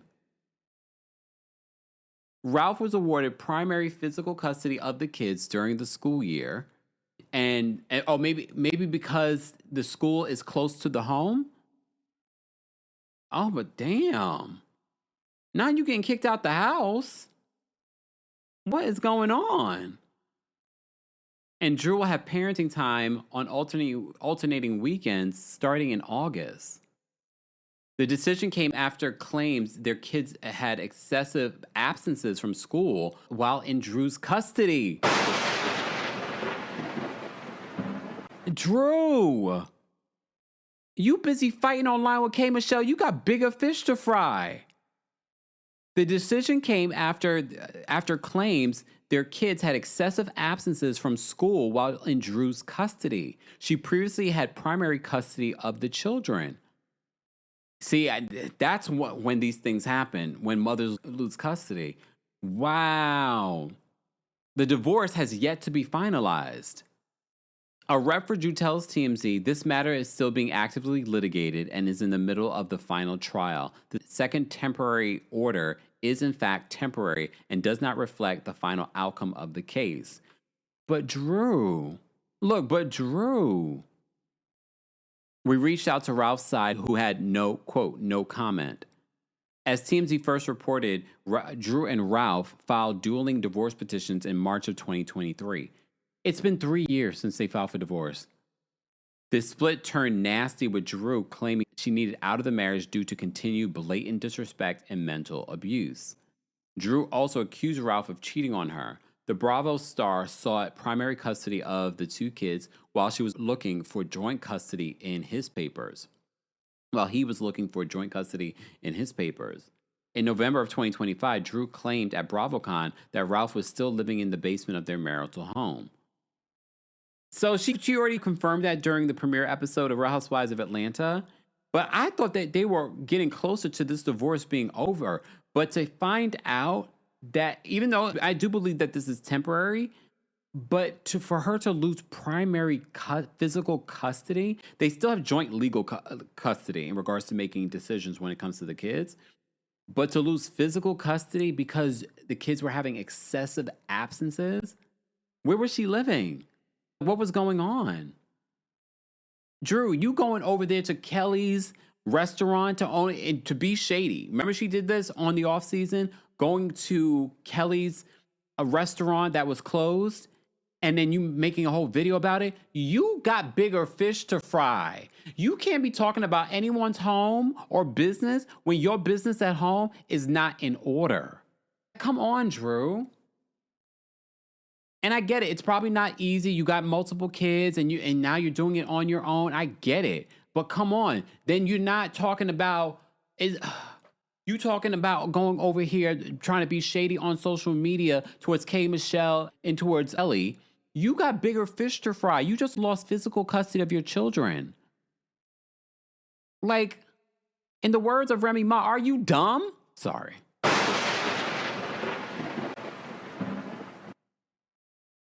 You don't have any room. I don't want to see anything on social media between you and any of these ladies, Drew, until this stuff is sorted out. There's no, like, when I thought Drew's posting these beautiful pictures of herself on social media and blah, blah, blah, blah, blah, blah. And I'm like, okay, fine, Drew, fantastic. And she clapping back. And look, she's clapping back at people coming at her. You've got bigger fish to fry. You just lost physical custody of your children due to excessive absences from school. As I said before, I understand it's not easy, especially when now you're a single parent trying to do all the things. And I know Ralph is not perfect. However, you spending too much time on social media, going to people's places of business, trying to shade them on social media. Come on. Frustrating. For those that just joined us, we had the breaking news that Drew lost physical custody of her kids due to excessive absences from school for the children. Drew's statement reads like this that she issued to TMZ through a Reve. This matter is still being actively litigated and is in the middle of the final trial. The second temporary order is in fact temporary and does not reflect the final outcome of the case. It says a bunch of nothing. That says a bunch of nothing, Drew. But again, I always say this. We don't like Ralph. And we were talking about this with Ashley Darby and Gullum. We were talking about this with Erica Girardi and the other one. These people get into relationships with these toxic men because on some level, they're also toxic. And there it is. And there it is. All right, so that was the breaking story. Drew, I wish you the best because I know that's not something that any parent wants, but Lord have mercy. So she also has to move out of the house by May 31st, y'all. She has to move out of that house that we've seen her film it. She's also got to move out of the house. Lord. All right. Let me say thank you. We had quite a few super chats. Cal C. Teacher, thank you so much for being a member for the super chat. We appreciate your support. You sent a couple of super chats. Thank you so much for the super chats. We appreciate it. Thank you. All right. Let me say thank you again. Thank you, Ms. Parker, for the super chat and for being a member. Ms. Parker says, this is why she can't win a case. She spews alternative facts to lies in regards to Phaedra and what Phaedra had to say. Thank you, Ms. Parker, for the super chat. We appreciate your support. Chef Lorraine, thank you so much for the super chat and for being a member. Chef Lorraine says, Shamia's tagline sounds like she's butthurt. She probably is. She probably is. Naza, thank you so much for the super chat. Naza says, I wonder if that's why she wanted to steal some of the stuff in the divorce case. Possibly. I think she probably also didn't want us to know how much she makes and that kind of thing. So who knows? And maybe some of the abuse and things like that. So who knows? Billy, thank you so much for the super chat and for being a member. Billy Jean's Blast says, Drew is using her willpower for the wrong ish at the wrong time. Typical Drew. I agree. I'm all of this social media behavior and your house is not in order. Yamira, thank you so much for the super sticker. Let me shimmy for the super sticker. Okay. Thank you so much for the super sticker, Yamira. We appreciate it. And thank you for being a member. It's B703. Thank you for being Gary. Gary, thank you so much for super chat for being a member. Gary, as someone said online, Phaedra is a shell of her former self. I agree. I agree with that. And really has no relevance without Kenya or Candy there for her to beef with. You're right. And that's the thing. Like, Phaedra has always lied. From the moment we met her, she was lying. However, she's become more of a caricature of herself. We are never going to get anything real from Phaedra. And that's why I don't understand why you guys wanted her to come back on reality television, because she really has offered nothing. She's offered nothing to Married to Medicine, and watch her offer much of nothing to Real Housewives of Atlanta. But okay. Who said the prophet? Okay. let me move on because, like I said, I am not going to be here long. All right, so we talked about Summer House. We talked about Ladies of London. All right, let's talk about another Real Housewives show. Okay? All right, did I talk about all the hot topics I wanted to talk about? I did. I think I did. But that was a breaking story. We didn't expect that. I'll add the timestamps later, guys, after I come back from the movies. Okay? All right, so let's talk about Real Housewives of Beverly Hills. Guys, are you even watching it? Are you even watching it? If you did watch it, how would you rate it from 1 to 10? I will say this, and maybe I'm grading all the Real Housewives shows on a curve because of how bad Real Housewives of New York was. I will say it's not as bad as New York. It's not as bad. They do need a bit of a shakeup, but it's not as bad as New York. Okay? The reunion looks did come out. I hope it's a 2-part reunion because it definitely does not need to be a 3-part reunion. What are we talking about for 3 parts? I would like to know. What are we talking about when it comes to 3 parts? One of the things I've mentioned also, what I've noticed is last season, even the season before, and maybe even the season before, Beverly Hills always had more minutes than any of these other reality shows. And I'm talking about all of them, unless it's like a bonus episode. It's like a inflated episode. I've noticed this season, though, they're getting 42 minutes like every other reality show. And they always would get like 43 minutes, 44 minutes, that kind of thing for a regular episode. And I'm just like, oh, so they really don't have much of anything. They're really cutting back. They're really cutting back. So the reunion looks were revealed yesterday. So I said I would wait till we were live today to talk about the reunion looks. So again, you guys will be able to rate who do you think had the best looks. I do find it interesting that they put Jennifer Tilly in the middle, and she's not a full-time housewife. Don't y'all find that to be interesting? Probably because Jennifer Tilly was one of the best dressed. Jennifer Tilly, I think this is Balmain that she's wearing. And it was like a whole thing where Balmain was putting faces on the dresses and things like that. So this is custom. So that's her face on her dress. So that is a flex. Okay? So this is Jennifer. Jennifer Tilly looks great. Even though we've seen this dress before, because she's posted it on social media, we've seen this dress before. I think her hair and makeup looks great. It's giving mob wife, but in the best way. But I think the whole theme is Italy. So for me, it's giving that. I think she looks great. I love it. It's kitschy. It's very her. I've enjoyed Jennifer. At the top of the season, I was like, Jennifer, I don't think you should have came back this season. But she's giving me these little kitschy, funny moments. In this week's episode, she's jumping in the pool with Rachel's son. So I'm like, I can appreciate Jennifer Tilly and what she's offered this season. Okay? K-Baby says, I love you. Okay, guys, give me a rating. How would you guys rate Jennifer Tilly's for dress? I'm giving it a 10 because it's a flex when you have a high-end luxury designer put your face on your dress and you're able to wear it to a reunion. I love her hair. She looks great. She looks like a goddess. I love it. I love it. I love it. I love it. I want to see this in motion. I want to see this in real life. She looks great.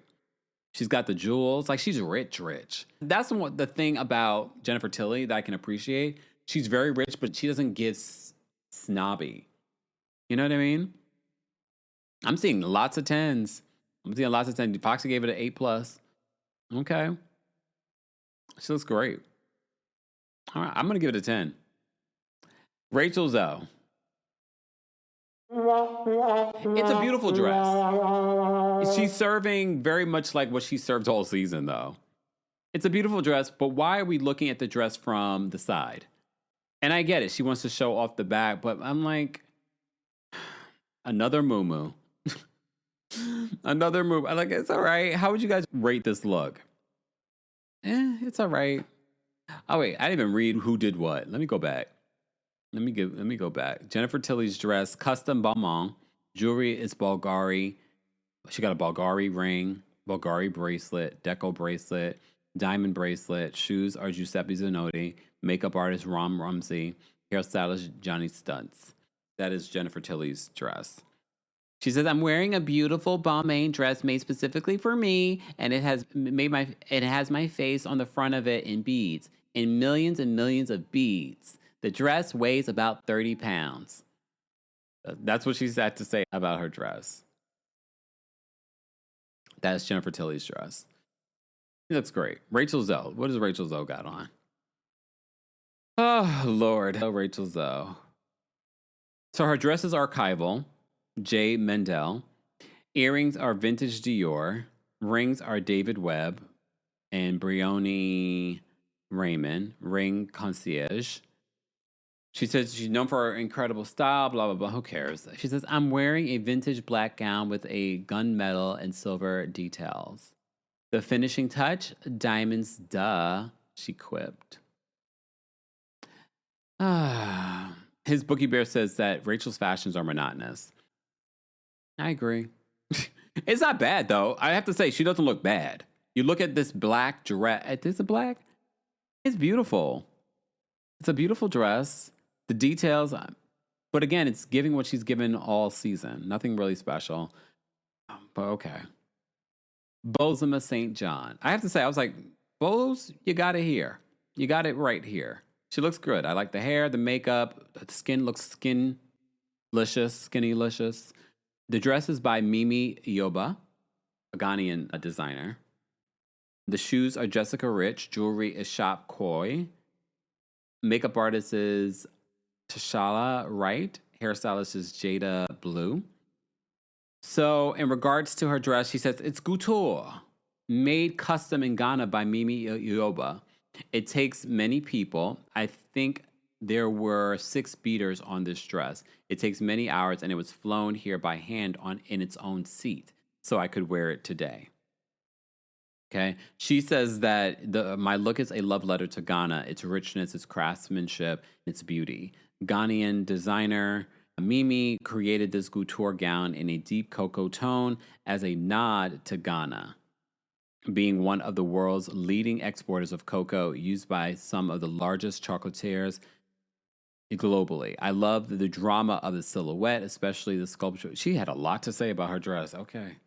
I appreciate it, though. It's beautiful. I love the details. This you got right. This you got right, Bozema. The only thing you got right this year. The hair, makeup looks great. I like it. I like it. How would I rate it? I'm going to give it a 9. I think this is good. Yeah, I think this is good. I'm going to give this an 8. Oh, no, a 9. I was reading someone else's. K-Baby said that she's giving it an 8. Cynthia's giving it a 10. Jessica's giving it an 8. I love the color. I love the color against her skin. I love the beading detail. I love the story behind it. Talia says, reminds me of chocolate. That was the whole point. All right. If you're part of Replay Crew, be sure to let us know your thoughts. Oh, damn. Kyle. Kyle looks like she's in her lesbian era with this collar. It's not a bad dress. Let's be honest. It doesn't matter if you like Kyle, you don't like Kyle. She looks okay. Not much effort. I just wish that they would have a theme over there in the West Coast. They never have a theme on the OC. They never have a theme when it comes to Beverly Hills. This is okay. Nothing really special, but it's very Kyle. Nothing really special. Fine. It's got a black collar, white dress. It's not terrible. It's not my favorite. I'm going to give it a 7. And that might be very generous. How would you guys rate Kyle's look? Who's her dress by? Let me see. Who's her dress by? Her dress is by La Agence. Shoes of Saint Laurent. Makeup artist is Karina Morales. Hairstylist Chris Russell. She says picking her dress was a last-minute decision. We could tell. It's very clean, slick, sophisticated, and chic. I don't really like frills and stuff, so it's hard for me to find dresses for these reunions. All right. That's Kyle's look. That is Kyle's look. Okay, who else? Kathy Hilton, speaking of bad. Kathy's probably the worst dress. But people will say because it's Kathy, she can get away with it.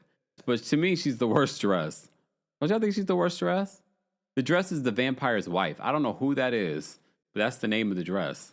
Vampire's Wife. Shoes are Givito Rossi. Jewelry is Kathy Hilton and Anna Zuckerman. Makeup and hairstylist Pamela Brogardi.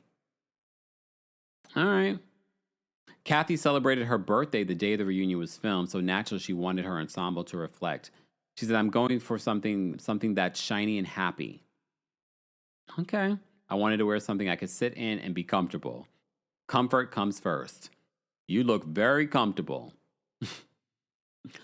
And since it was her birthday, I'm going to give her a 6. Since it was her birthday when she shot this. But okay. Sutton's reunion look. Oh, Lord, Sutton. The hair looks great. Honestly, did she do something to her breasts? Did she get her breasts done?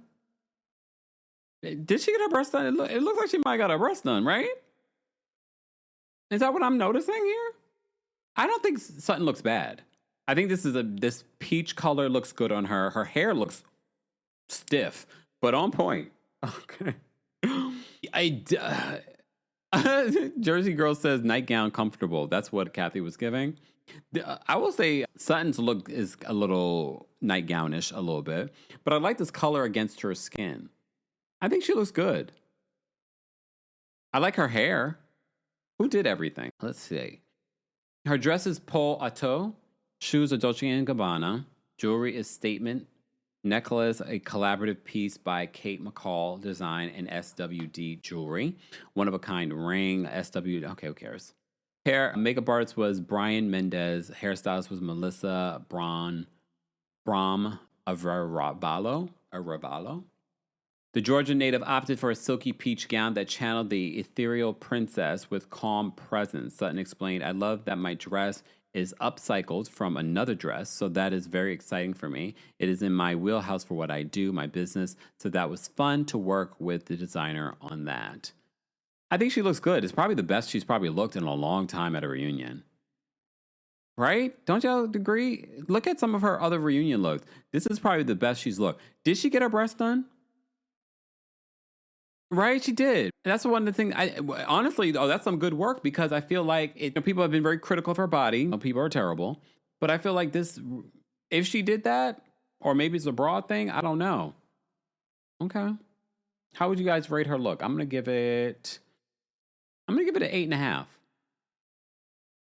Okay. To read the last few reunions have really given nothing. It's just, and she's supposed to be a fashion girl. That's one of the reasons why people like her. They definitely want to see what she's going to wear. The last few reunions have been very dull. It's not bad. It's not great. I'm not inspired. I won't remember this look. I barely remember what she wore last reunion because it was very similar in regards to dull. Don't y'all think? Who did what? Let's see. The dress is by Roberto Cavalli. Shoes are Aquazzura. Makeup artist Steven Tabimba. Hairstylist is Haley Heckman. She says it's vintage Cavalli. And we're in Beverly Hills on Rodeo Drive. To me, it's fashion. It's fabulous. Also, that was the theme? Oh, it's Beverly Hills, not Italy. Okay. Well, damn. Debris is just okay. I'm going to give you a 7. It's not bad. It's not great. It's not inspiring. Very much what I think your book is not going to be. Uninspiring. Amanda. Oh, Lord. Amanda. She's had a rough season. Okay. Hair, makeup, I feel like it's looked better than what she's given all season. This dress looks a little sloppy. Like they took the tool and they said, you know what? We're going to throw it across your chest. Bring it down the side and then make it come and flare. I don't know. I don't know how I feel about this look. Let's see who did what. The dress is by, I can't pronounce this, Metivesky. Shoes are Manolo Blahnik. Bracelets are Cartier. Earrings are diamond studs. Anklet, Van Cleef. We can't even see the anklet. Inspired by her Boss Bride era. She says, look, I'm bored just talking about Real Housewives of Beverly Hills. She says, the vibe is myself. And she says, the dress is inspired by her Boss Bride era. And she went with a little effortless red lip fun. Okay. At first, I was like, okay. The more I look at it, it looks a little sloppy. Okay, fine. How would you guys rate it? It's okay. I'm going to give it a 6. But I gave Kathy a 6, but it was her birthday. So it's in the line with, not Cult Couture. Lord have mercy. And she's not a fashionista, though. Amanda's not a fashionista. She's not. I did not expect a lot from her. If anything, I wanted her to come at the reunion to kill it just because she's had a rough season. But Miss Melon Magic is celebrating 13 months of being a member. Thank you. Miss Melon Magic says Amanda could have manifested a better dress. Oh, damn. But all right. Who else do we have a part of this reunion that I wanted to talk about? Let's see. Erica Jane. Honestly, Erica Jane was the first dress that they revealed before they revealed all the reunion looks for Real Housewives of Beverly Hills. I have to say, her dress is probably my favorite from everyone from the reunion. Her dress is by Jajanet. Shoes are Christian Louboutins. Jewelry, I don't know. Stylist was Morgan Penny Harwood. Makeup artist was Damian Diaz. Hairstylist was Scott King. She told the Daily Dish that she was really thrilled about her sexy and pretty season 15 look. She said, my go-to recipe always starts with having a custom dress made to fit my body perfectly, because when the silhouette is tailored exactly right, everything else falls into place. From there, we built a beauty direction that felt elevated yet effortless, leaning into slightly runway editorial energy with hair that was polished but soft, so it moved naturally and never felt overworked. She was the only one here that looks like she had an actual stylist style her. I don't know if they just didn't list the stylist for the other people, but it seems as if she actually had a stylist. And the fact that she had it tailored to her body, you could tell. She looks great. Honestly, I wish she would have done something different with her hair, something a little bit more bold, but I love the dress. And honestly, this for me, this is why I thought the theme was Italy, because I thought that's what she was giving us here, like mob wife or mob boss herself. You know what I mean? Okay. But yeah, I like this look. I like this look. If it's my favorite, I have to give it a 10. I like this look. A 10. Her and Jennifer Tilly. All right, let me say thank you. I'm already tired. I'm ready to be done. I'm ready to be done with it. I'm actually going to get off of here soon. We didn't even talk about the episode yet. Well, let's talk about this episode, because we start off the episode at Rachel's birthday party, and Kyle and Dorit are avoiding each other. They're not interacting because they had the big falling out in Italy, but they're talking about each other at this event. Okay. And Kyle says that Dorit is on the path of self-destruction. All right. Erica's giving Dorit space too, because she hasn't talked to Dorit since Italy either. She needs time to assess her friendship. Sutton says to Dorit, when she has a conversation, she feels like Dorit should approach Kyle and say, I apologize. I'm dealing with a lot right now. And Dorit, I'm not apologizing to Kyle. It's very clear, and this is the one time that I can agree with Dorit. It's very clear there was some sort of shift in the argument, in Sutton's head when it comes to this group. And she was like, I'm going to do anything to uphold what Kyle wants. And it wouldn't be surprising to me if they had a conversation off camera where this happened. Because Sutton seems like she is just going to be loyal to Kyle for whatever reason, because I guess she wants to be Kyle's sister.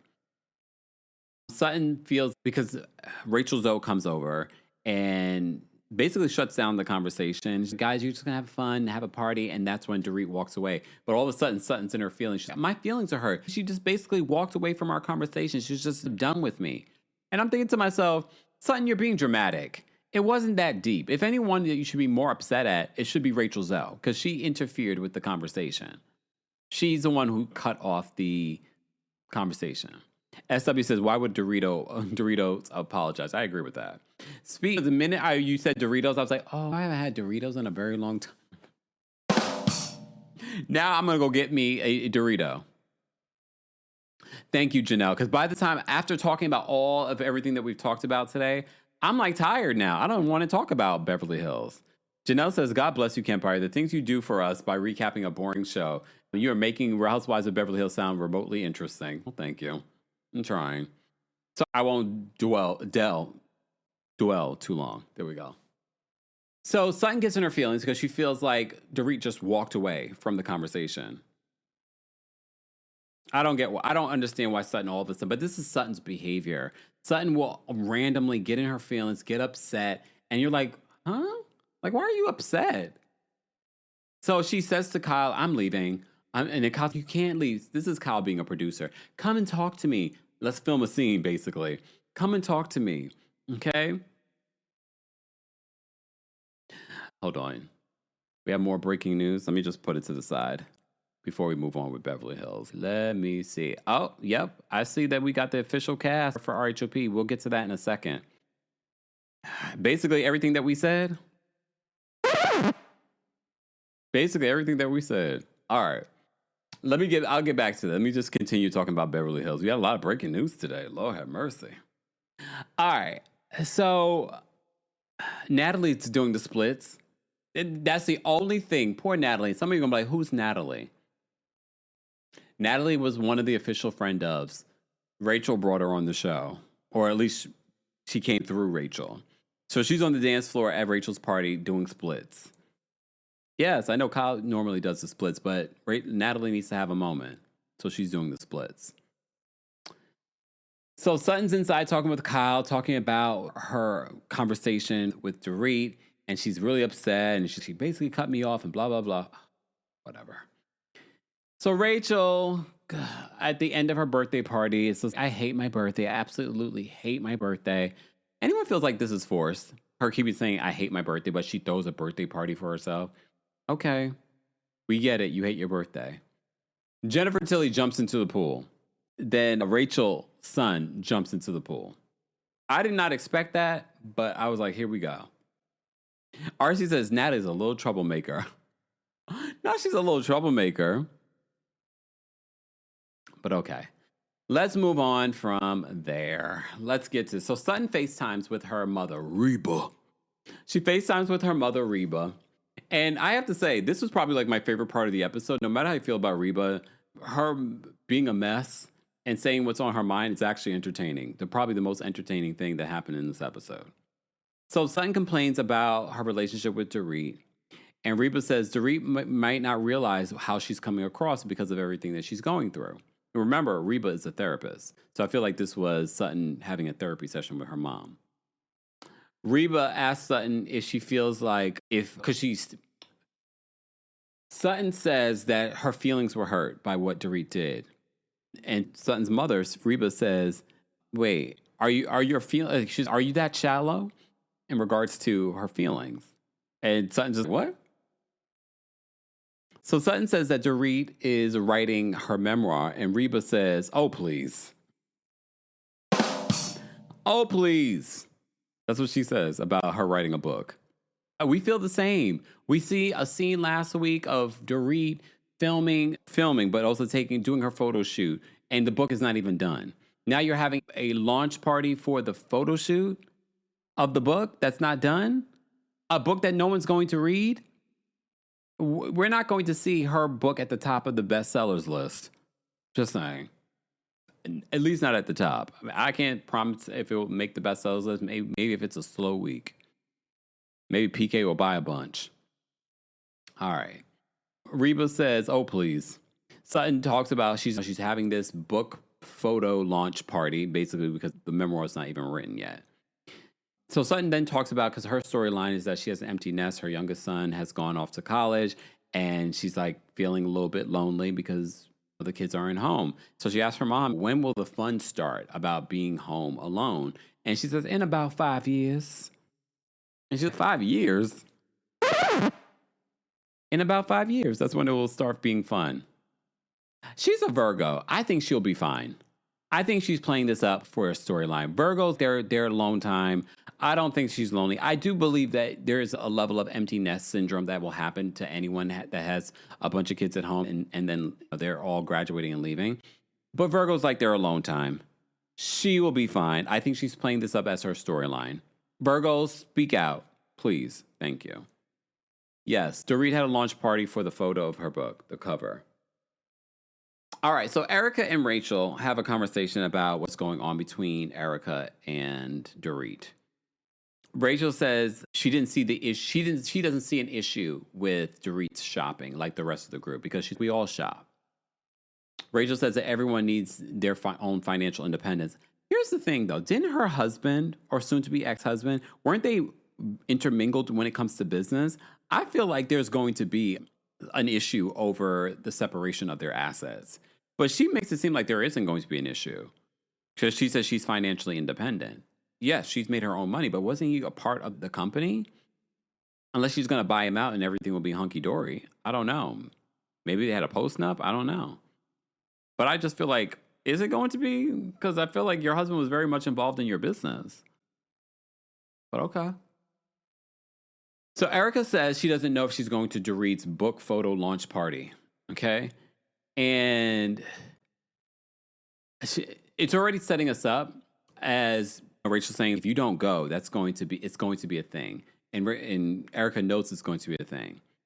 Especially if she doesn't tell her that she's not coming and not being a no-show. So what we see at the end of the episode is Erica literally doing what she knows is going to trigger Dorit. They're so performative in that way.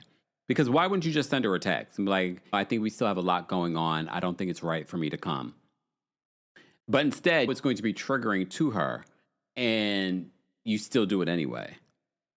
And you go film with Sutton. Casey says, I'm a Virgo and my son is a sophomore away at college and I'm still not enjoying him being away from home. Aw. Okay, Casey, maybe this is true. Maybe it's true. Coco says, unpopular opinion. Coco, are you new here? That's not unpopular over here. Coco says, unpopular opinion. I don't like Rachel Zoe. She's annoying. Tell us how you really feel. That's not an unpopular opinion over here. Yeah, welcome to our community because we feel the same about Rachel Zoe. We feel like she's a little performative. SW says, yeah, Erica is buying next season's storyline. Yeah, I feel like she's setting up to have some sort of beef because she already said at the reunion, her and Dorit did not settle things. I do believe that Erica is aligning herself with Kyle because that is job security, to be honest with you. I also think Dorit's not a great friend. I don't think any of them are great friends. I take that back. I don't think Kyle's a great friend, and I don't think Dorit's a great friend. I do think that Erica's a great friend, and she's trying to be to both of them. But also, she's also trying to survive, and she needs this job. And Dorit's not going to give her job security on this show, if we're being honest. All right. Let's talk about Bozoma St. John's proposal. You're my queen to be. Because that's what it reminded me of. Coming to America. Bozoma gets engaged to Keely. Dorit wasn't there. Okay?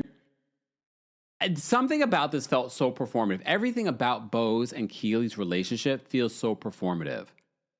Especially from his end.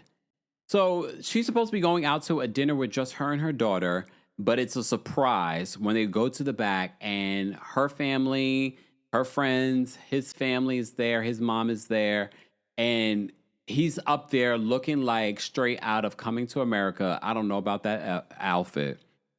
I was like, she's your queen to be. That's exactly what I was thinking. I was like, what? First, between the new hairline, that suit jacket, even when he was giving her praises, like, I love your eyes, I love your lips, I love this. And it felt so fake. It felt so phony. And I'm not one to jump on the bandwagon where people have been saying that this is not a real relationship. This is just a storyline. But the more I see their relationship, I'm like, this is not real.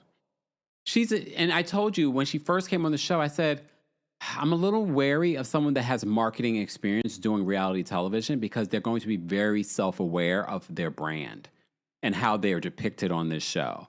And that's what I'm getting from her. And I wouldn't be surprised that she bought that ring. I definitely believe she's going to be buying that house, that $5-point-something million house. I don't think, again, because we don't know what he does for a living. He claims that he has multiple businesses. We haven't seen it. We've seen his IMDb, though. We've seen that. I don't know. The proposal felt lackluster. Before he even put it on her ring finger. This is what I'm saying. Pay attention to the body language, behavior. Before he even put it on her finger, he's showing it to the basically he's showing it to the camera. He's not showing it to everybody else. He's showing it to the camera. These are things that stand out to me because I'm like, wait a minute. The only person that should be showing it off to the family and to the camera should be Bose. He looks like he's shocked too. You picked out a good one. You paid for a good one. He's showing it off to the camera. And I said, oh my God, this is not real. His speech felt phony. His proposal felt phony. He's showing off the ring to the camera. He puts it on her finger finally. They FaceTime with her mom. And he's showing the ring off to the mom. Sorry, y'all. I just don't believe it. She's your queen to be. She's your queen. So I felt like I was watching Coming to America, Tyler Perry all mixed in one with his bad fake situation. I was like, okay, fine. Exactly. Coco says, look, everyone, I can afford this ring. I didn't believe it, y'all. Dr. Miss Honey says, such a cringy proposal. So it wasn't just me. And I'm trying to give grace to Bose. I'm trying for those moments where I'm like, yes, Bose, you did that. And the only place I can give that to her this week is this reunion look, Bose. It's the only place I can give it to you. But this relationship, I don't believe it. I don't believe he bought that ring. I don't believe he's going to buy that house. Jeff Alana says, waking up my dog cam. Queen to be. Oh, Essie, no. Essie says, Kempire, I almost choked. One day you will kill me for real. No, do not say that. OMG. Oh, my gosh. Yes, guys, we did talk about the breaking news about Drew and Ralph. We talked about it. We did. We saw the breaking news for those that are just joining us. I don't know. I don't know, y'all. I'm trying with Bose, but I just can't. Oak said, hold on, where did Oak come? Oak says, so next year going to be Bose's Star Jones season? Exactly. Asta says, Kempire, we saw Keely's apartment. He don't have money to buy a $5 million house. Talia says, add it to the soundboard. She's your queen to be. She got further than Kiarna. She's getting further than Kiarna. Kiarna, you should have just paid Greg. We'll talk about Potomac and the cast because Bravo's announcing the cast already. All right. Kyle, I don't care. I mean, like, Kyle's daughter's getting married. Boo. No, I'm happy for Alexia. Whatever. She's getting married. All right. Dorit's book cover launch party. Okay. So Sutton tells Bose that she doesn't think she's going to go to this launch party. She thinks that if she goes, it could sever the friendship even more. Okay, I think you wanted to have a moment. You knew that Kyle wasn't going, so that's when you decided, I'm not going either.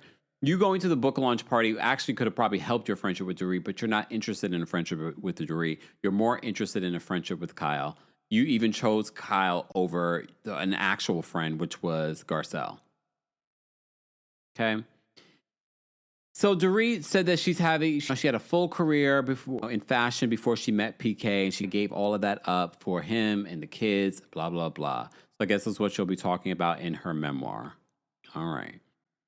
Rachel says that this is where I don't like Rachel. Coco, are you still here? She acts so like the world stopped when the news broke about her divorce. No one cared. I saw one story about it and we moved on. Okay? We moved on. Okay? She then says her phone is blowing up because her ex posted on social media a birthday post to his new girlfriend, who's also a Virgo, who's born a few days after her, and she's also apparently a wannabe designer. So she's talking to Dorit about this. So Dorit's like, oh no, tell me what's going on. And she tells her, like, my phone was blowing up when he made this post. And I'm just like, your phone was not blowing up. You probably got one text from one of your friends. Girl, did you see? Stop. Kawanda says, my water went down the wrong pipe, but it wasn't Kempire's fault. Oh, Coco says, she irked my spirit. Her phone was blowing up, Coco. Her phone was blowing up. I don't follow my ex, but he's with a woman that's birthday's a few days after mine. Exactly. Miss Brooklyn says, why does she care about what her ex posts? He's an ex. Well, not officially yet, technically, but she's made her story. She's performative. She's producing. She's been on reality television before. I'm already over Rachel Zoe this season. All right. Dorit reacts to the people that aren't coming. She reads the text message. I'm sure that will make Sutton upset. I'm sure Kyle's upset. She's reading personal text messages. She reads Sutton's text about not coming. This long paragraph about not coming. Okay. Kyle's not coming.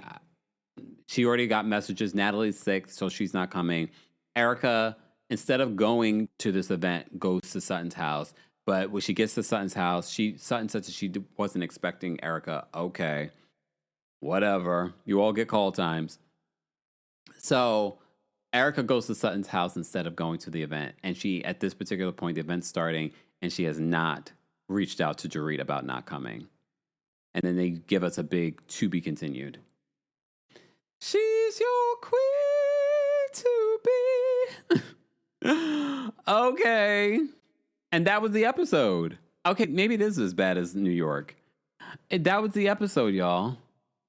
For those that are just joining us, I did see the breaking news about Drew losing custody. We did talk about that. I will pull that out of this video and make a separate video for those that may have missed it. I will be putting the timestamps for everything as well. But we also had some more breaking news. More breaking news. Bravo is now revealing the cast. The cast. Yes, Bravo has revealed the cast for the Real Housewives of Potomac season 11. They say this in a post. They said, filming is in full bloom, presenting the ladies returning for RHOP season 11. Karen Huger is put first, Giselle, Ashley, Wendy, Stacy, and Tia. And as a friend, Robin. Shout out to our friends over at Reality Blurb. They were the first to report this cast, as is Kiarna and Angel. We reported to you this week would not be coming back. Kiarna posted on her social media that alluding to some sort of collab with Ulta Beauty. Good. Look good for you. I'm glad they won't be back. I know you're all probably thinking, but Ashley? I know. I think they want Ashley to do their dirty work when it comes to Karen this season. Robin is coming back as a friend. Not surprised. Word on the street, Robin was offered full-time, but that means that Juan Dixon would have to film, and she already knows he's not going to. So she will settle for a friend. I think it's smart. According to Reality Blurb, the reason why Robin's even doing the friend or coming back is because she needs the money. And I believe that. I believe it. She needs the money. But she's married to Juan. What is he doing now? What is he currently doing? Paint These Wings, thank you so much for being a member for 13 months. Paint These Wings says, I just want to know if Granny J has to tap to pay between her legs because how is she affording anything? Wow. Damn. Look, damn. Kendra, thank you so much for the super chat and for being a member. Kendra says, notice how Candy didn't badmouth Todd in public. She stayed on his good side and made sure not to make it messy in public. Yep. Kendra, thank you for another super chat. Kendra says, when Cynthia said win a case, Drew should have paid attention. Oh, damn. Danny, the Dan Talk, thank you so much for another super chat. Dan Talk says, the looks are as boring as the season for Real Housewives of Beverly Hills reunion looks. Thanks to Dan Talk and for being a member. Dr. Payne, thank you so much for the super chat and for being a member. Dr. Payne's, to me, Rachel Zoe's dress is Helen Roper-ish. Everything, her entire style is very Mrs. Roper. Okay. Yes, guys, you're just joining us. We just had the breaking news. That is the Potomac's cast. Karen, Giselle, Ashley, Wendy, Stacy, Tia, and Robin as a regular Robin as a friend of. She's back, y'all. So y'all back. y'all getting me to say regular Robin. So many of you are still having a big reaction to Robin coming back this season in my comment section when we reported on this week. But some of you said you're just happy that I'm back to saying regular Robin. On that note, I'm going to say thank you to everyone for being a part. Thank you guys so much for the super chats. Thank you to everyone that liked the video. We're almost at 700 likes. Can we get to 700 likes? Be sure to like the video. It's an easy, free way of supporting not just my channel, but other channels as well. Thank you to our King's Guards. Thank you to our channel members. Become a member today at TheKempire.com/join.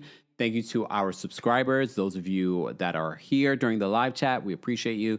And those of you that are watching the replay. And if you're not subscribed, get subscribed. Don't forget, you can also hear our live recaps and special episodes. There are special episodes coming and have already been posted on the Kempire podcast. Are you subscribed? Live chat, if you are subscribed, let me know. If you're watching replay, let me know if you're subscribed to the Kempire podcast. There's also a Club Kempire there as well, so be sure to check that out. Okay. Kendra, stop. Kendra says, thank you for the super chat, Kendra. Kendra says, who is this lady, Natalie? Who is this Natalie lady you keep talking about? I'm always lost on that part. She is a friend of that barely brought anything this season, and she brought a split to this week's episode. Okay? All right. The comment section in regards to this, people say the Green Eye Bandits are back. Damn. Yeah. The Green Eye Bandits are back. I hope you guys are happy. All right. Guys, on that note, thank you all for being here. I hope you guys have a great rest of your day. Be sure to check out the description for our merch. You can see if you're watching on YouTube, our merch. Are you okay? We also have mugs, hats, t-shirts, and other things available on the House of Kempire. That's HAUS Kempire of Kempire.com. All right. Thank you all. I'm sorry. By the time we got to Real Housewives of Beverly Hills, I was just tired. I was like, I'm done talking about this. I'm done talking about the season. I look forward to it being over. But I will add timestamps later this evening because I'm going to the movies. Bye, y'all. Thank you all for being here. Thank you. Thank you. Thank you. Thank you. Thank you. I will see you all in the next one. Bye, y'all. Thanks for tuning in to Kempire here on the Kempire Radio Network. Don't forget to give us 5 stars on Apple Podcasts and on Spotify. And for more information on the podcast, head on over to KempireRadio.com.